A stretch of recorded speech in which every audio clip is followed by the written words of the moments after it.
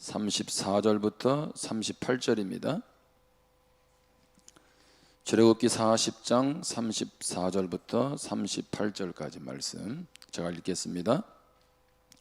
구름이 해막에 덮이고 여호와의 영광이 성막에 충만하며 모세가 회막에 들어갈 수 없었으니 이는 구름이 회막 위에 덮이고 여호와의 영광이 성막에 충만함이었으며 구름이 성막 위에서 떠오를 때에는 이스라엘 자손이 그 모든 행진하는 길에 앞으로 나아갔고 구름이 떠오르지 않을 때에는 떠오르는 날까지 나아가지 아니하였으며 낮에는 여호와의 구름이 성막 위에 있고 밤에는 불이 그 구름 가운데 있음을 이스라엘의 온 족속이 그 모든 행진하는 길에서 그들의 눈으로 보았더라. 아멘. 벌써 이제 11월입니다. 오늘 기도하는 안수 집사님이 벌써 단풍 얘기를 했습니다. 단풍이 눈에 들어오세요? 제가 저녁에 다니엘 기도를 마치고 가는데요, 우리 집 앞에 단풍이 들었는 줄을 처음 알았어요. 제 아내가 깜짝 놀라더라고. 우리 집 앞에 나무에 단풍이 들었네. 여러분, 세월이 가고 있습니다. 벌써 11월이에요, 그렇죠? 우리의 인생은 피고 지는 것 아니겠어요? 주님 안에서 복된 인생 될 줄 믿습니다. 제가 여러분들에게 퀴즈를 하나 내겠습니다. 6퀴즈에서는 맞추면 100만 원을 주던데 저는 돈은 안 주고 똥만 드리겠습니다. 이게 이제 미국의 얘기인데요, 한국도 이제 적용은 되겠지만, 자, 미국에서 이것 때문에 7천만 명이 고통을 받고 있답니다. 7천만 명. 매년 이것 때문에 3만 8천 명 정도가 목숨을 잃습니다. 자, 이것 때문에 매년 93조 원 정도의 생산성 비용이 낭비되고 있습니다. 10대들도 이것 때문에 고통을 받는다고 합니다. 영국의 연구에 따르면 미국의 10대들 가운데 64%가 이것 때문에 학업 부진을 겪고 있다라고 말합니다. 자, 중년에 들어서면 문제가 더 심각해집니다. 전문가들은 30세에서 40대에 최악의 증상이 나타난다고 합니다. 노인들 역시 이것에 시달리고 있습니다. 65세 이상 노인 가운데 50%는 이것의 영향을 받고 있답니다. 두 분 중에 한 분이 65세 이상 노인 중에 힘들어한다는 거죠. 자, 이것을 치료하기 위해서 치아 교정부터 허브차, 명상에 이르기까지 온갖 방법이 동원되고 있습니다. 이게 뭘까요? 스트레스? 이혼? 사망? 불면증입니다. 그러니까 이 불면증이 지금 전 세대에 걸쳐서 얼마나 오늘 우리에게 심각한 문제인지를 보여주고 있는 거죠. 제가 주일날 지난주도 인사하는데 한 집사님이, 목사님, 지난 한 주간도 불면증으로 너무 힘들었다는 거예요. 오늘 이 아침에 예배 가운데 하나님의 치유가 있기를 축원합니다. 자, 그런데 미국만 그러냐는 거예요. 2020년입니다. 2020년 통계를 보면 불면증 연간 총 진료비가 얼마인가 봤더니 2015년에는요 641억 원이었어요, 한국 사회에.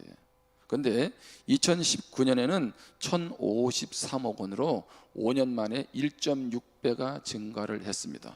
2019년 통계로 한국 사회에 불면증 치료를 받는 환자는 63만 5천 명입니다. 이게 그냥 병원에서 낸 통계가 63만 5천 명이에요, 2019년에. 그러면 작년에 코로나가 왔죠. 지금 2년 동안 지속이 되면서 얼마나 많은 사람들이 지금 불면증과 아픔을 겪고 있겠습니까? 코로나를 겪고 있는 한국 사회, 그뿐만 아니라 이 사회는 어떤 사회일까요? 제가 보니까요, 잠들지 못하는 사회입니다. 잠을 못 자는 거예요.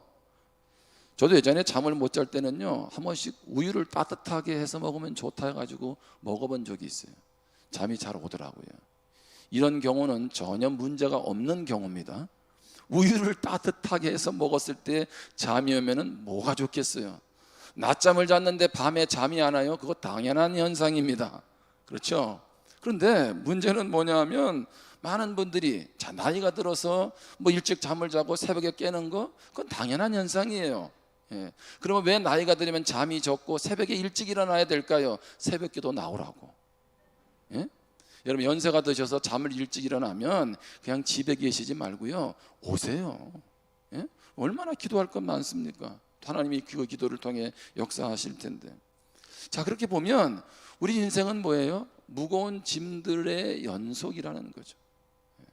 여러분도 지난 한 주간 또 지난 시간들이 그렇지 않습니까? 제일 무거운 짐이 뭐예요? 제가 보니까 경제의 짐이야. 돈 문제. 점점 더 양극화는 심화되고 있잖아요. 있는 사람은 더 많아지고 없는 사람은 더 힘들어지는 그런 시대로 가고 있습니다. 자녀의 미래에 대한 짐이 있죠. 건강의 짐이 있습니다. 두려움과 염려의 짐들이 있습니다. 오늘 이 시간 예배드리는 성도님들에게는 어떤 짐을 가지고 계시는 거예요? 인생의 무거운 짐을 대하는 네 가지 태도가 있어요. 복음은 본질을 말한다라는 그 책에 보니까 그 목사님은 짐을 질 때 네 가지 태도로 진대. 하나는 뭐냐면 짐을 지고 가는 사람이 있대. 짐이 있으면 그 짐을 그냥 지고 내가 지고 가는 거예요. 힘들겠죠. 어떤 분은요 짐을 끌고 가는 사람이 있대. 어떤 분은요 바퀴를 달고 끌고 간대요. 이건 좀 괜찮아, 그렇죠? 바퀴를 달고. 자, 그럼 그리스도인들은 어떻게 짐을 져야 될까요? 짐을 싣고 나도 타고 주님이 운전해 주는 사람. 아멘. 여러분, 예수 믿는 사람도 인생의 짐에서 자유로운 사람은 한 사람도 없어요. 근데 예수 믿고 어리석은 사람이 어떤 사람이냐면 내가 짐을 지고 가는 사람이에요. 내 방법대로 바퀴를 만들어 끌고 가는 사람이죠. 아니요, 우리는 주님께 맡기고 주님께서 운전하시는 차를 타고 가는 그러한 복 있는 인생인 줄 믿습니다. 자, 오늘 이런 말씀을 드리는 것은 오늘 끊임없이 다가오는 인생의 짐들 앞에서 우리가 어떤 태도를 가지고 있느냐는 거죠. 제가 오늘 이 말씀을 왜 나눌까요? 여러분, 출애굽기의 시작은요 인생의 무거운 짐을 우리에게 알려주고 있는 말씀입니다.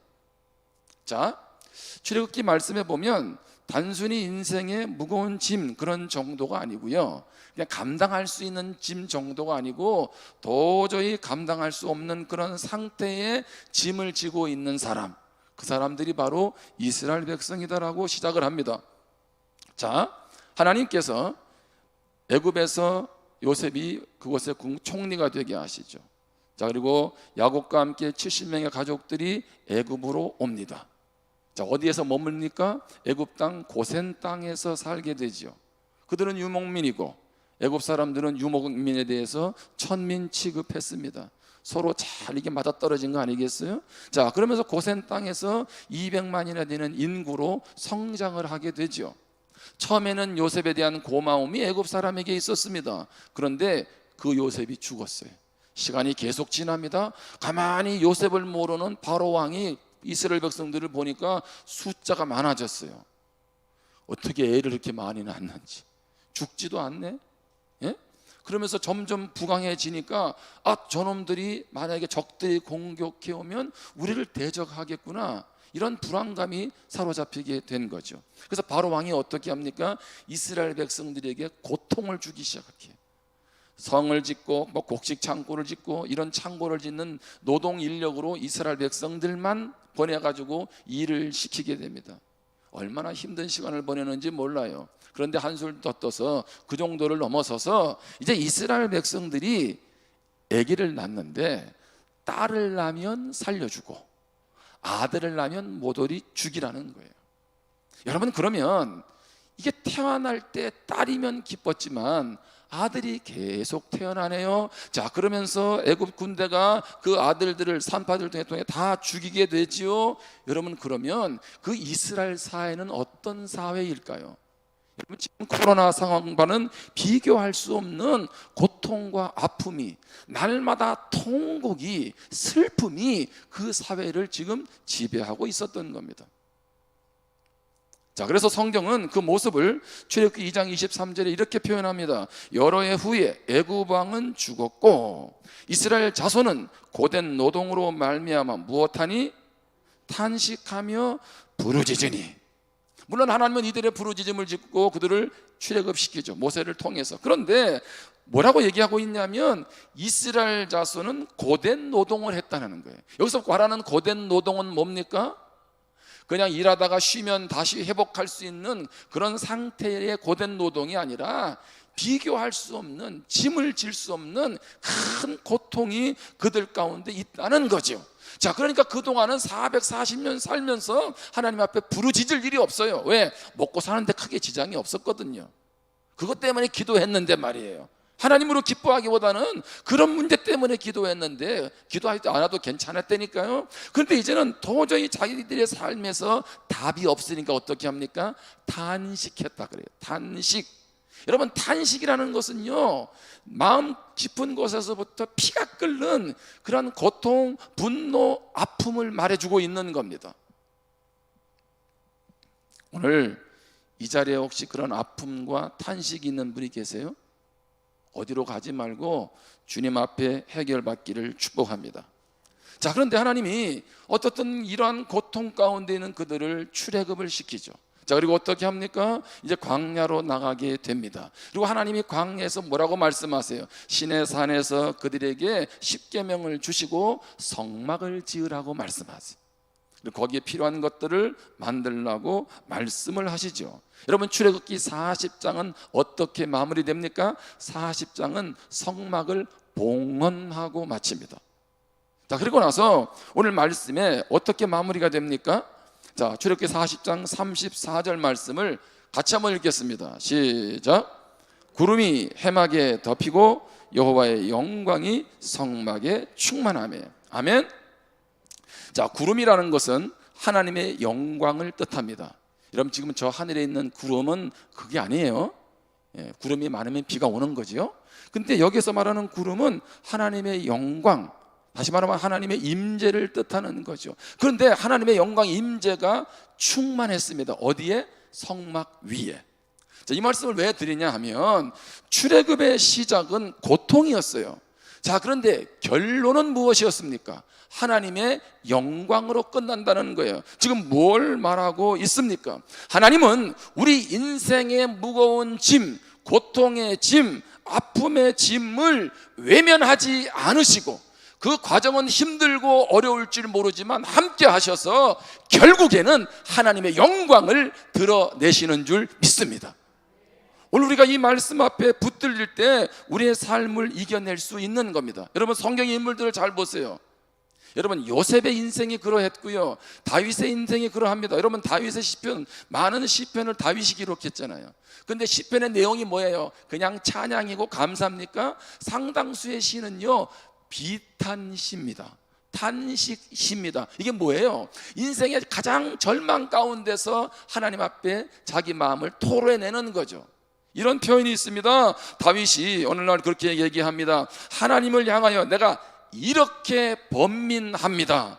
내가 종일 근심에 사로잡혀 있습니다. 다시 말합니다. 잠깐의 근심이 아니라 하루 종일 근심에서 벗어날 수 없을 정도로 내가 너무 힘이 듭니다. 원수가 나를 죽이려 합니다. 그런데 하나님은 가만히 계십니다. 하나님 뭐 하십니까? 지금 이렇게 말하는 거예요. 누가요? 하나님 마음에 합한 사람이라고 불렸던 다윗이. 여러분, 그러면 오늘 우리 모두도 예외 없이 이렇게 하나님 앞에 외칠 수 있다는 거죠. 여러분, 하나님 앞에 그동안 섭섭하지 않으셨어요? 하나님이 왜 내가 예수 믿는 내 인생에 왜 이런 고통들 가운데 어느 정도의 시간은 내가 견디러낼 수 있겠는데, 좋습니다. 코로나 몇 개월이 지나면, 아니 한두 달이면 지나면 끝날 줄 알았는데 하나님 이거 너무 하시는 거 아니에요? 2년 동안이나 끌고 계시고. 누구나 우리의 삶의 문제 앞에 탄식할 수 있잖아요. 여러분, 근데 다윗이 그렇게 하고 끝났나요? 하나님 살아계시는 건 맞아요? 이러고 끝났나요? 시편의 결론은요, 항상 하나님의 구원, 하나님을 향한 찬양입니다. 아멘. 시편 150편 마지막은 어떻게 끝납니까? 호흡이 있는 자들아 여호와를 찬양하라. 아멘. 이 말은 무슨 얘기예요? 인생의 고통이, 아픔이 없었다는 게 아니죠. 아니요, 어쩌면 내 인생에 지금 문제가 해결되지 않았음에도 불구하고 누가 계셔서 야, 그래도 하나님이 붙들고 계시는구나. 그러니까 하나님을 향해서 그렇게 찬양하게 된 것입니다. 여러분, 욥도 그러지 않았나요? 자식 10명 죽고, 그렇죠? 인생 재산 다 날리고, 자기 몸에 악창이 나고, 그런 인생에 무슨 소망이 있어요? 그렇다고 욥이 죄를 많이 지었으면 뭐 죄값을 치른다고나도 하겠는데, 욥은 하나님 앞에 날마다 새벽 예배 드렸던 사람이에요. 오늘날로 표현하면 날마다 예배의 삶을 살았다고요. 경건을 힘썼던 사람이라고요. 동방의 의인이라고 할 정도로 그 지역을 대표할 만한 믿음의 사람이었다고요. 근데 그 인생이 그렇게 무너졌잖아요. 그래서 그도 하나님 앞에 탄식하잖아요. 근데 결론이 무엇이었습니까? 하나님을 어떻게 해요? 귀로만 들었는데 이제는 눈으로 본다고. 이야, 하나님이 나를 고통 가운데만 버려두는 것이 아니라 내 인생을 이렇게 관여하고 계시는구나. 여러분, 우리 인생 힘들어서 하나님 앞에 떼써도 됩니다. 따지기도 합니다. 분노도 쏟아냅니다. 그러나 분명한 것은 하나님께서 출애굽기 40장의 성막의 영광으로 마무리하실 줄 믿습니다. 하나님의 임재, 하나님의 영광이 있다는 겁니다. 그러게 우리는 소망이 있다는 거죠. 그렇다면 하나님의 영광, 다시 말하면 하나님 우리 삶에 함께 하시는 그 임재라는 그 의미는 오늘 나에게 어떤 의미가 있나요? 우리 그런 기도 많이 하잖아요. 하나님의 영광이 임하기를 원한다고. 여러분, 그거 아세요? 이미 하나님의 영광이 여러분에게 임했어요. 아멘? 지금 아멘 했어요? 그러면 그게 뭔데요? 라고 물으면 뭐라고 대답하실래? 자, 첫 번째로 하나님의 영광이 임했다는 것은 임마누엘을 의미해요. 임마누엘. 자, 요한복음 1장 14절에 보면 말씀이 육신이 되어 우리 가운데 거하심에 우리가 그의 영광을 보니 아버지의 독생자의 영광이요 은혜와 진리가 충만하더라. 아멘. 말씀이 육신이 된 분이 누구세요? 하나님이 인간의 몸을 입고 오신 분이 예수님이에요. 그런데 그분의 무엇을 보니? 영광을 보니. 자, 독생자의 영광. 여러분, 그러면 영광은 누구에게 있는 거예요? 예수 그리스도. 그렇죠. 자, 그런데 마태복음에 보면 요셉에게, 육신의 아버지인 예수님의 아버지인 요셉에게 천사가 나타나서 말하죠. 아기가 태어난다는 거예요. 마리아에게 임신도 안 했는데 아기가 성령으로 말미암아 태어나는데 그 아기의 이름을 뭐라고 지으라고요? 예수라고 부르래요. 예수. 예수는 뭐예요? 구원할 자라는 거죠. 그러면서 이름을 하나만 짓는 게 아니라 이름을 또 하나 지어주네요. 자, 그 이름이 무엇입니까? 마태복음 1장 23절에 보면 보라, 처녀가 잉태하여 아들을 낳을 것이요 그의 이름은 임마누엘이야 하리라 하셨으니 이를 번역한 즉 하나님이 우리와 함께 계시다. 아멘. 예수님을 향해서 임마누엘이라 그래요. 그래서 여러분, 마태복음 28장 20절에 마지막 결론은 뭡니까? 부활 승천하시는 하나님이 내가 세상 끝날까지 너희와 무엇하리니? 항상, 아멘, 항상 함께하는 줄 믿습니다. 이게 임마누엘이에요. 다시 말하면 예수를 믿는 우리에게 내 안에 거하시는 예수님을 통하여 하나님의 영광이 임하는 줄 믿습니다. 지금 이것을 분명하게 우리에게 보여줘. 그러므로 우리는 그 예수님을 의지하면 고난도 삶의 문제도 돌파하고 나아갈 수 있는 거죠. 그분의 영광이 내 삶에 경험되게 해 주신다는 것입니다. 그래서 마태복음 11장 28절에 보면 수고하고 무거운 짐진 자들아 다 내게로 오라 내가 너희를 쉬게 하리라. 아멘. 어떻게 내 삶의 모든 문제 앞에서 쉼을 줄 수 있나요? 그분이 바로 하나님이신 예수 그리스도이기 때문인 줄 믿습니다. 그래서 우리는 그분 안에서 쉼을, 우리 무거운 짐을 내려놓을 수가 있는 겁니다. 뿐만 아니라 하나님의 영광, 하나님의 임재는 어떤 의미가 있을까요? 그것은 바로 인도하신다는 거예요. 하나님 우리를 인도하신다. 자, 하나님의 영광이 임한다. 이 말이 무슨 얘기예요? 하나님 나의 인생에 하나님의 영광을 보게 해주십시오. 그 말은요, 하나님의 살아계심을 보기를 원하는 거잖아요. 그러면 어떻게 해요? 하나님이 우리를 인도하심으로 하나님의 살아계심을, 나와 함께 하심을 보여주신다는 겁니다. 여러분, 인생의 무거운 짐이 뭘까? 제가 가만히 생각을 해봤어요. 여러분에게 지금 한번 가만히 생각해 보세요. 여러분이 지금 무슨 짐을 갖고 계세요? 피로의 짐, 그렇죠? 뭐 여러 가지 문제가 있을 건데 제가 볼 때는요, 그걸 하나로 다 종합해 보니까 걱정의 짐이에요. 걱정해짐. 다른 말로 하면 염려, 같은 말이죠. 여러분 지금 다 걱정 있으시잖아요. 그래서 뭐라 그래요? 어떡하지? 어떡하지? 우리 우준자매 11월 21일 날 결혼하는데 그날 교통이 혼잡하면 어떻게 하지? 비가 많이 오면 어떡하지? 이제 18일 날 우리 자녀들이 수능을 칩니다. 우리 집에도요 요즘에 긴장감이 전운이 감돌고 있습니다. 모두가 경건하게 언어를 조심하고 모든 음식을 딸을 위해서 준비하고 있고, 우리 집에 고3이 계십니다. 고3. 그러니까 지금 뭐예요? 비상이죠 지금, 그죠? 이제 시험이 얼마 안 남았잖아요. 여러분 혹시 운전하다가 사고가 나면 어떻게 해요? 코로나 이거 이렇게 길어지면서 앞으로 어떻게 살 거예요 이제? 여러분 걱정 많으시잖아요. 따라합시다. 걱정은 마음을 나누어지게 한다. 걱정은 마음을 둘로 나눈다는 거예요. 이 걱정이라는 그 헬라어 단어가요 메림나오예요. 메림나오. 이게 뭐냐면 메리조라고 하는 나눠지다, 둘로 나눠지다라는 말과 모우스라고 하는 마음의 합성어입니다. 그러니까 걱정한다, 염려한다는 건 뭐예요? 여러분 가만히 생각해 보세요. 어떤 일을 할 때에 마음을 집중해서 거기에다 혼신의 힘을 기울여야 되는데 마음이 지금 둘로 나눠져 있어요. 지금 여기 해야 할 일이 있는데 내일의 문제 때문에 에너지가 둘로 분산되는 거죠. 자, 마음 한쪽은 현재 머물러 있는데 마음 나머지 한쪽은 아직 벌어지지도 않은 미래의 문제에 가 있게 만듭니다. 그러니까 오늘을 전심으로 사는 게 아니라 뭐예요? 절반의 마음만을 가지고 사는 거예요. 여러분 그러니까 얼마나 에너지를 다 뺏기겠습니까? 여러분 그거 기억나세요? 이번 주 다니엘 기도회 할 때 그 차기령 대표인가요?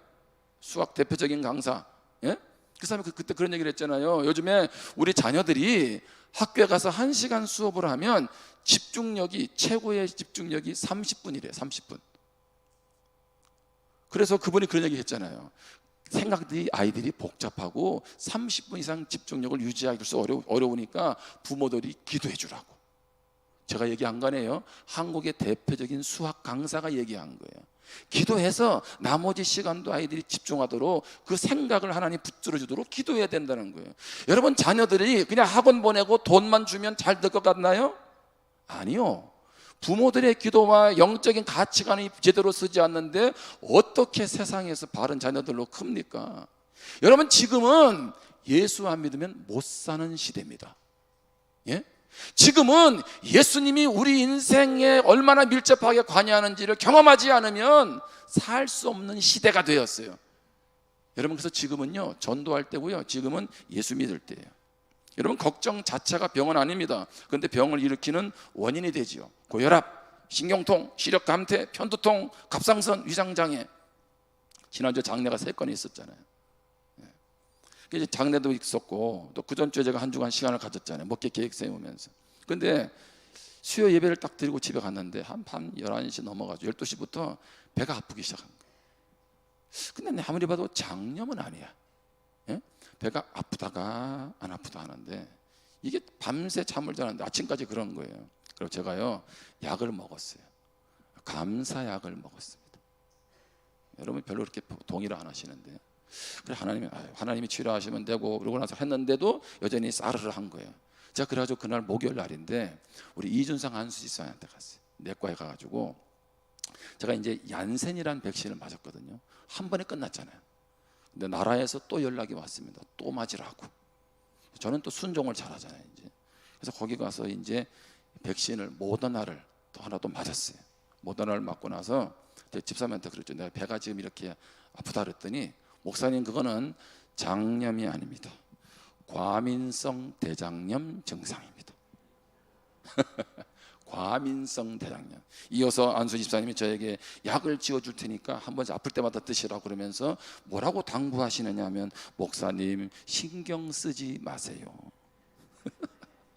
목사님 걱정하지 마세요. 이거 우선 내가 많이 했던 얘기인데 이거. 아니 지금 약을 지어주는 집사님이 제가 뭐가 많다는 얘기 지금? 스트레스가 많다는 거죠. 제가 한 주간 목회기를 서울에 갔다가요 이틀을 아팠어요. 내가 그렇게 기도해달라 그랬는데 말이에요. 그러니까 저도 모르게 지금 리모델링 하고 있잖아요. 성도들은 교회 안 오잖아요. 그렇죠? 집에서 드리긴 드리지만 이게 지금 이게 제정신으로 살기가 어려운 세상 아니겠어요? 저도 쉬운 게 아니잖아요. 그러면 뭐 우리가 돈을 쌓아놓고 지금 건축하고 있나요? 그것도 아니잖아요. 그것도 내가 여러분한테는 뭐 작정원금 시켰나요? 그것도 아니란 말이죠. 예? 어떻든 그러면 하나에서 10가지가 저도 뭐예요? 은연중에 이 삶의 무게들이 고스란히 나에게 오잖아요. 그러니까 나도 모르게 내 몸이 이미 벌써 스트레스를 받은 거죠. 그래서 그날 장례 가다가 한 집사님한테 그랬어요. 같이 차에 탄 분들한테 이 과민성 대장염 증상이라 그랬더니 뭐라 그러냐면 목사님도 그런 증상이 오나요? 그러더라고. 제가 또 놀랐습니다. 참고로 그 집사님은 오래 믿은 분이세요. 신앙도 좋은 분이고. 예? 저도 과민성 대장염이 옵니다. 제가 뭘 얘기하고 있는 거예요? 여러분, 이 땅에 어느 누가 걱정과 염려의 짐을 피해갈 수 있나요? 없어요. 그럼 목사는 뭐가 좀 다를까요? 한 가지 다른 거 있죠. 그것 가지고 하나님 앞에 가져간다는 거. 하나님께 맡기면 힘이 나고, 돌아서다가 지난주 같이 이틀 동안 아프고 나서는 몸이 가라앉으니까 갑자기 뭐가 몰려오는 거예요. 염려가 몰려오는 거죠. 그렇지 않겠어요? 연약한 틈을 사단이 역사하잖아요. 여러분, 걱정거리는 없을 수 없어요. 걱정거리를 하나님 앞에 가지고 가시기를 바랍니다. 따라합시다. 걱정은 소모적인 습관이다. 이게 무슨 얘기예요? 걱정도 습관입니다. 자꾸 걱정하면 걱정이 늘어나는 거예요. 뿐만 아니라 뭐예요? 소모적인 거예요. 아무 쓸모가 없다는 얘기예요. 여러분, 걱정해서 뭐 된 거 있나요? 예? 스트레스만 받았지. 자, 마태복음 6장 27절 말씀 같이 읽겠습니다. 시작. 너희 중에 누가 염려함으로 그 키를 한 자라도 더할 수 있겠느냐? 아멘. 여러분, 키 작은 분들 어떻게 그 염려하고 걱정하니까 키가 크던가요? 어떻게 소고기 먹으면 키가 크나요? 키 크는 우유 먹으니까 키가 크나요? 어떻게 해요? 부모님으로부터 그런 유전을 물려받았는데. 예? 안 크잖아요. 내가 생명 좀 더 살만하다고 어떻게 내 인생을 더 길이를 늦출 수 있나요? 그럴 수 없어요. 하나님의 무엇을 확신해야 돼요? 하나님의 인도받아야 돼요. 자, 오늘 본문에 볼까요? 출애굽기 40장 36절에 37절에 보면 구름이 성막 위에서, 하나님의 임재가 성막 위에서 무엇할 때에는, 떠오를 때에는 이스라엘 자손이 그 모든 행진하는 길에 앞으로 나아갔고, 구름이 무엇할 때는, 떠오르지 않을 때에는 떠오르는 날까지 무엇하고 나아가지 아니하였으며, 하나님께서 말씀하면 움직이고 하나님이 말씀하지 않으면 멈추어 섰다는 것입니다. 근데 분명한 건 뭐예요? 구름이 뜰까? 안 뜰까? 아니요, 구름은 반드시 떴어요. 하나님의 임재는 반드시 있었다고요. 다시 말합니다. 오늘 우리 인생에 임마누엘의 예수를 통해서 반드시 내가 너와 함께 한다고 이미 확증해 주신 줄 믿습니다. 문제는 그 인도를 내가 확신하느냐는 거예요. 하나님의 인도를 확신한다는 것은 뭐예요? 하나님이 내 인생 책임지는 것을 내가 안다는 거죠. 여러분, 조필자 집사님, 우리 남편 우리 박낙종 선생님 돌아가셨잖아요. 몇 개월 전에 가서 복음을 전했어요. 다시 예수님 영접하시고 다시 확인하고. 자, 월요일 날에 우리 조필자 집사님 저한테 전화가 왔어요. 근데 어떻게 전화가 왔냐면, 교회에서 주일날 문자를 보내고 한 번씩 연락을 하잖아요. 근데 핸드폰을 저쪽에 모셔놓고, 어른들은 안 보는 게 있잖아. 핸드폰 2개거든. 그러니까 덮어놓은 거야. 근데 그날 문득 보니까 목사님 문자하고 뭐 연락 오는 게 막 나오는 거지. 그래서 전화를 한 거예요. 전화를 하려고 한 게 아니라 문자로 우연히 보고, 그러고 나서 남편 상태를 저한테 설명한 거예요. 이제 얼마 남지 않은 것 같다고. 그래서 그 전화를 받고 제가 오후 3시에 병원을 간 거잖아요. 나는 뭐라고 하냐면, 가족만 면회가 되기 때문에 매형이라고 하고 가야 되겠다. 마음의 시나리오를 그리고. 근데 하나님이 내가 거짓말하는 걸 원치 않으시는지 들어갈 때마다 문이 열리더라고. 이제 그냥 들어갔는데 가서 이제 요한복음 14장 1절에 6절을 가지고 하나님이 거처를 예비했다, 천국에 대한 얘기를 하고 제가 귀에 대고 그랬어요. 이제 두려워하지 마시라고. 지금 천군 천사가 지키고 있으니까. 왜 어딘가요? 이게 마지막에 보면 임종 때 어딘가에 싸움도 있거든요. 그래서 천국을 소망하시고 하나님이 천국으로 인도할 거라고. 그리고 제가 뭐라 그랬겠어요? 한 번도 안 쓰던 말, 사랑하고 축복합니다. 그리고 귀에다 대고 하고 왔어요.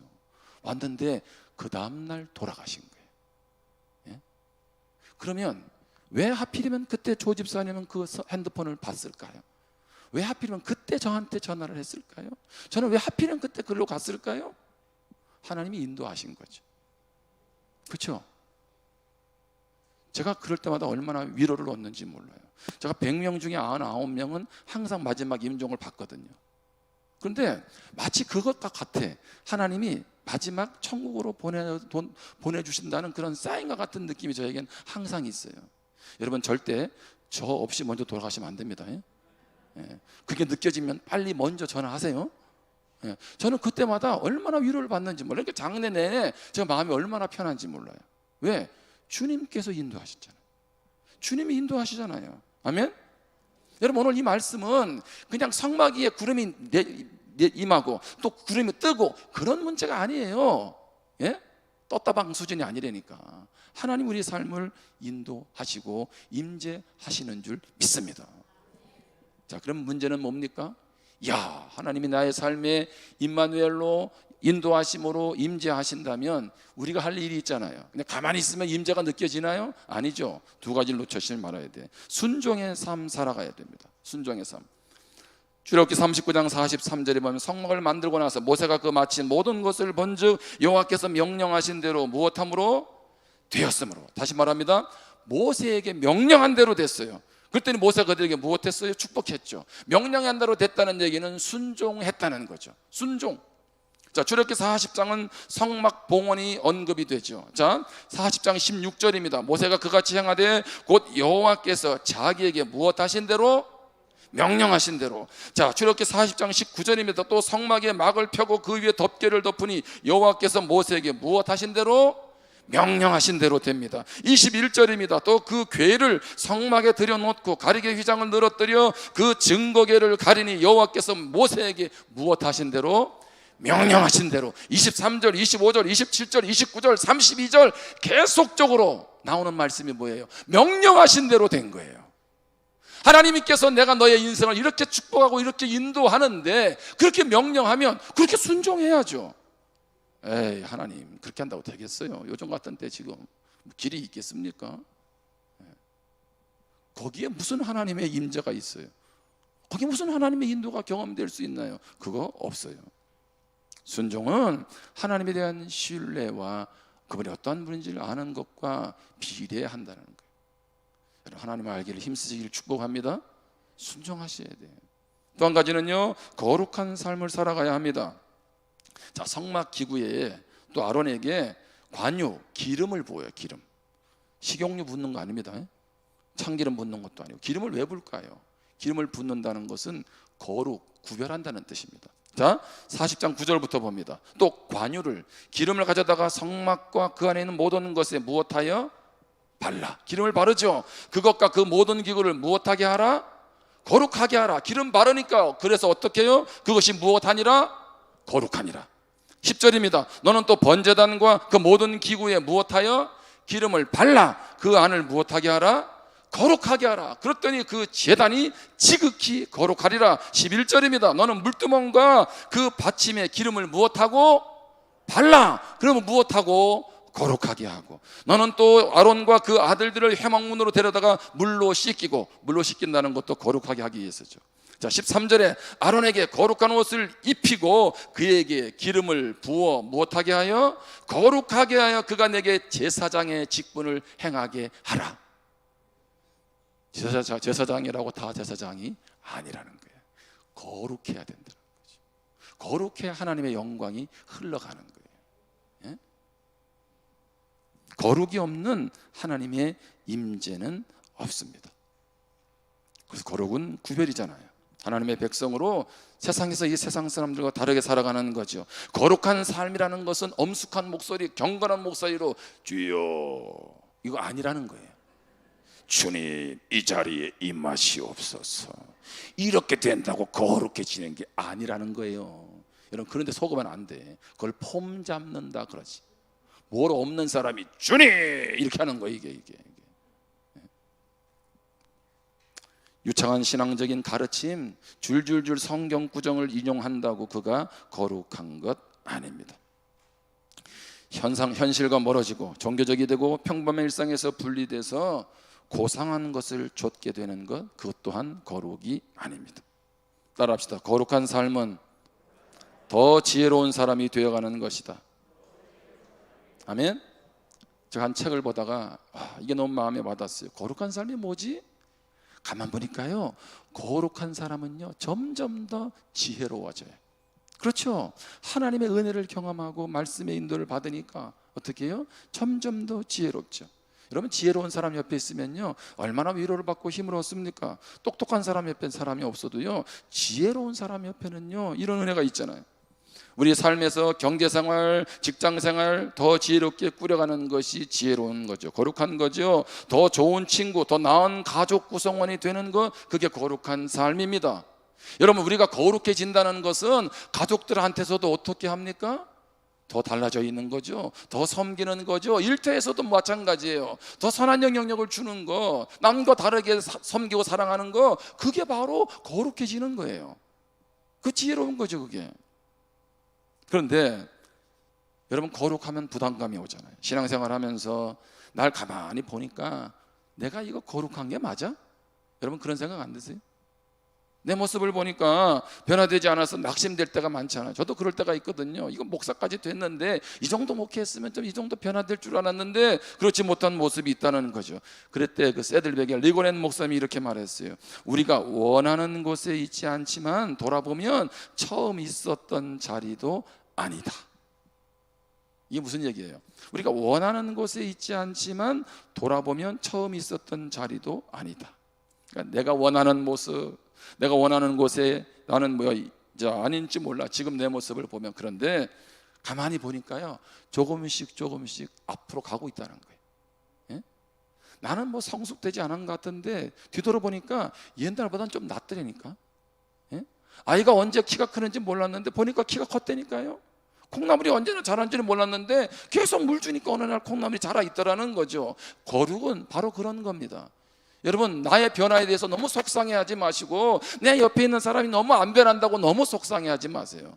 조급함은 사단의 전략이잖아요. 우리는 어떻게 합니까? 조금씩 전진하며 가는 것이 우리의 거룩의 삶입니다. 아멘. 그러니까 실망하지만 말고 가세요.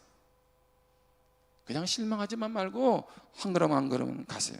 하나님 오늘도 우리에게 이렇게 말씀하십니다. 거룩을 이루어가길 힘들어하는 우리에게 빌립보서 1장 6절에 너희 안에서 착한 일을 시작하신 이가 그리스도 예수의 날까지 이루실 줄을 우리는 확신하노라. 아멘.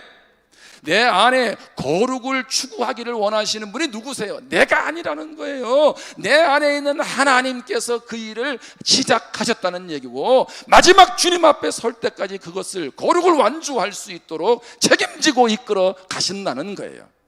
때로는 나는 하나님의 손을 놓고 하나님으로부터 멀어지고 하나님이 어디 계신다고 삿대질하고 때로는 등 돌릴 때도 있었지만 나를 부르셔서 자녀 삼으셔서 내 안에 새로운 일을, 영적인 일을 시작하신 하나님이 마지막까지 하나님 앞에 서는 그날까지 내 인생 책임져 주신다는 거예요. 아멘. 여러분 이것이 우리의 확신이고 우리의 소망입니다. 그러므로 마지막 우리가 기억할 것은 무엇입니까? 하나님의 임재 아래 살아가는 것만큼 축복이 없다는 거예요. 다윗이 고백하지요. 시편 84편 10절 말씀입니다. 우리 같이 한번 읽겠습니다. 마지막으로 시작. 주의 궁정에서의 한날이 다른 곳에서의 첫날보다 나은즉 악인의 장막에 사는 것보다 내 하나님의 성전 문지기로 있는 것이 좋사오니. 아멘. 궁정에서의 한날이 다른 곳에서의 첫날보다. 이 말은 무슨 얘기예요? 이 말이 무슨 얘기입니까? 이 말은 세상의 그 무엇보다 내가 하나님 안에 거하는 그분의 임재 아래 거하는 것보다 비교할 수 없고 바꿀 수 없는 은혜가 있다는 거예요. 비록 내가 하나님의 궁전에 성전 문지기, 여러분 문지기가 뭐 대단합니까? 이왕이면 성전에 무슨 뭐 관리가 되어 있든지 어떤 위치에 올라가 있어야 되는데 문지기가 뭐 대단해요. 근데 뭐예요? 내가 하나님의 은혜 아래에 있는 게 세상적으로 볼 때 부귀영화도 누리지 못하고 남들보다 별로 내세울 것 없는 것 같아도 나는 내 안에 계신 예수 그리스도, 내 안에 계신 하나님만으로 인해서 뭐예요? 행복하다, 만족하다, 그런 얘기. 이 고백을 다윗이 한 거예요. 왜? 그 임마누엘의 하나님, 그 인도하신 하나님을 경험하고 나니까 야, 나와 세상은 간 곳 없는 거예요. 오직 구속한 주님으로만 만족하는 줄 믿습니다. 오늘 이 연사 이렇게 열변을 토합니다. 제 마음에 불이 있어요. 여러분에게도 그 불이 임한 줄 믿습니다. 여러분 어디에다가 초점을 두세요? 주님의 임재 아래 살아가시기를 주님의 이름으로 축원합니다. 오늘 주신 말씀을 가지고 결단하면서 기도하세요. 그냥 설교를 듣고 끝내지 말고 이제 내가 주님 안에 거해서 날마다 살아가길 원한다, 그런 마음으로 결단하면서 기도하겠습니다.